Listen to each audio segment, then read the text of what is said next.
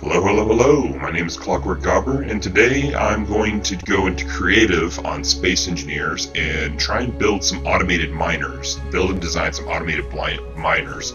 So me and a friend of mine that are playing a solo campaign together can actually automate our mining process and get to building ships. So what I will do is I will go into load game, and I'll pick base printer. That was from a previous project that I was doing, and after the update, after Keen updated the game with windmills and all that stuff, I kind of dropped the project. But I could probably still use this to make automated miners and whatnot and stuff I need.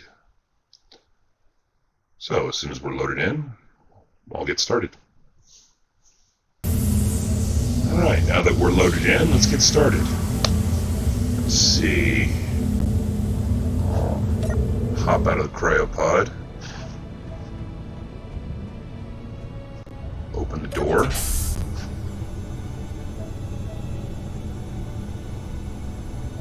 See, the printer ship that I was attempting to work on is still here.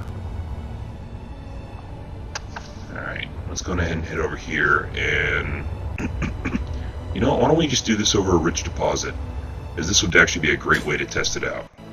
So what I'm thinking is use timer blocks and pistons.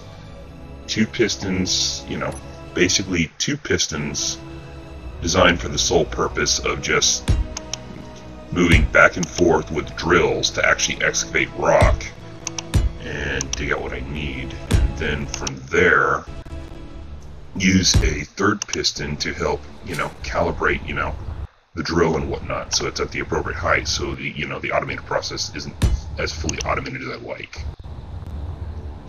So, and then I think tie in a projector and a windmill for power, so that way you can actually just put the projection block down with the windmill and be able to just start this whole process up, and then the timer blocks will move back and forth with the pistons at a certain speed while going through this. So what I'm going to do now is I'm going to go on ahead and get started and time lapse this part. So let's begin.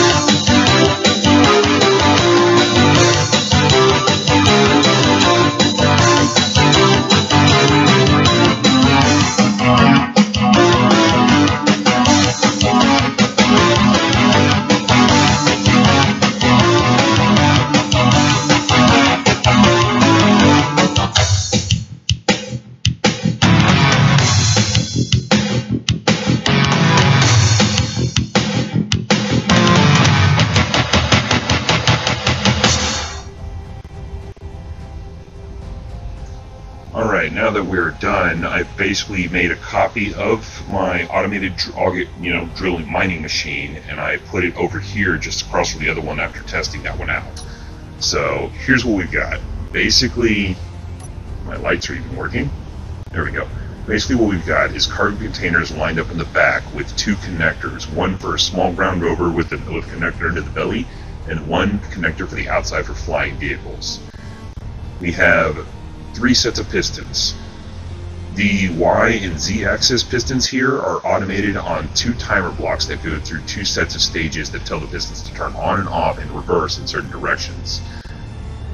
Also, and while this piston right here is the calibrator that allows you to raise and lower the piston to a certain height depending on whether or not the drills are too high or too low above what they're supposed to be mining.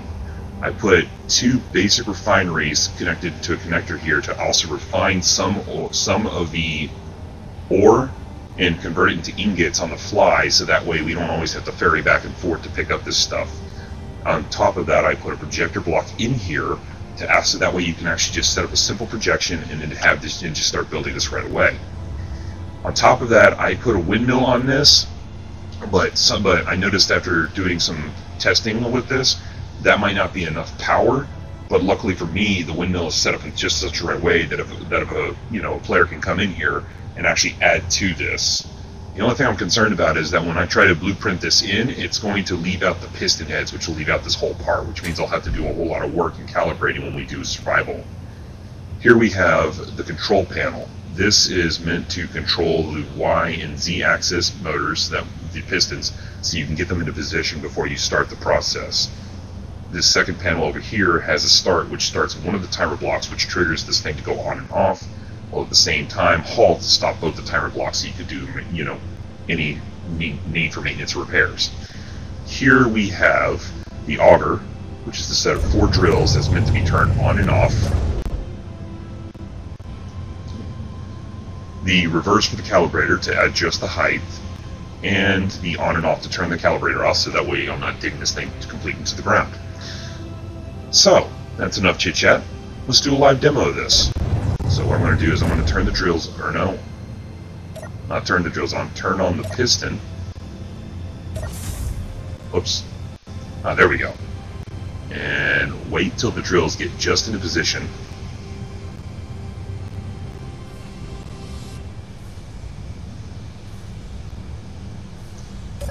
And that should be close enough. Go ahead and turn the drills to get them started.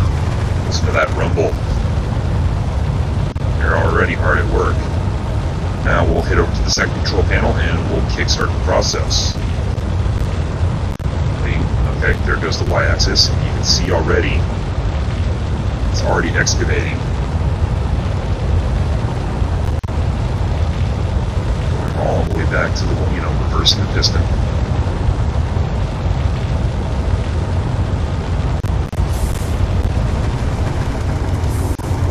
See, it goes to the second stage, which lowers it a little bit, and then switches back to the other stage. You reverse the process and keep going.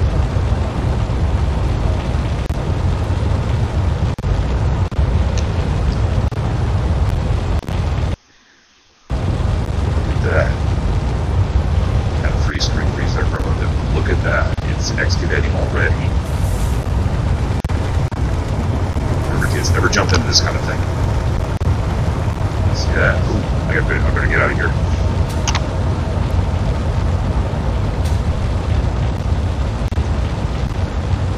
This thing is already hard at work. It's excavating most of the rock, which thanks to the updated space engineers can be used to get iron, silicone, nickel now. So excavating stone is also good, but putting it over an ore deposit like the silicone is even better, because now you're going to have plenty of silicone. So, let's go ahead and take a look in here. You can hear that going off. That's because there's not enough power operating the whole thing. Let's go in here. See, we have our stone, we have our silicon, or we can see right now it's getting processed into ingots, and nothing's been put into the cargo containers yet. But as you can see, this is actually this to me seems like quite a handy design to put into survival. Now, obviously, there are probably a few things that could be done to improve its functionality, like having like a home reset button set on this thing, so that way it resets all the pistons into where it needs to be before you start it up again. But this is designed to help automate mining a little bit more, make it much more efficient, so that way you don't have to go through all the trouble of like excavating constant rocks by hand or ferry it, or using a mining ship. You can just put one of these. You can just plop one of these down in a plant with atmospheric conditions, and then just set it off. Go work on your base while it's busy, you know, mining the resources, and then you can come back and pick up ingots and ores and process it on your base, or just let it process it for you and keep on building your ships without having to stop or slow down. I'm gonna ride this thing. As you can see, it's already digging into the silicone, and the piston, and the Z-axis piston hasn't extended all the way into the ground yet. It's just excavating constantly until it goes deep. And the other beauty of this, too, is that once this thing reaches this limit, you can use the calibrator to lower this even further and keep going. And then once you're done, you just grind this down and simply move it. I think an upgraded version, I'd want to put like landing gears or something like that with some like atmospheric thrusters, so that way you can just move this thing and park it somewhere without, so that way you don't have to go through the process of dismantling it. But that'll have to be for a future project that I might either do on camera or I might do off camera. Anyhow, this is my unit, and I'm hoping that the person I'm working with on this, might actually approve of this design, and we can actually use this to speed up our building process and get to space a lot quicker. Anyhow, thank you for watching. If you liked the video, please share with others, and hope to see more viewers. Hope to see you again in the next video. Bye.